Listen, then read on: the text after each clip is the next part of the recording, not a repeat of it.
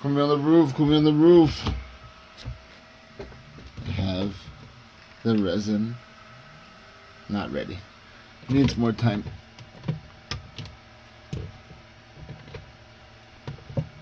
And the large Anycubic washer. Definitely worth it. For me at least. Even if I just use it as the curing station, it's still definitely worth it.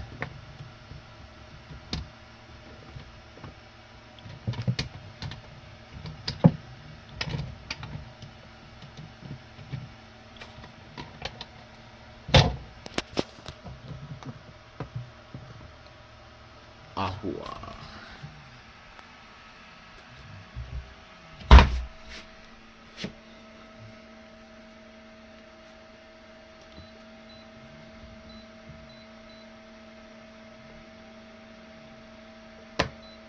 Magic number locket. A testing sheet got onto there, and the UV cured instantly, no chance. Come on the roof.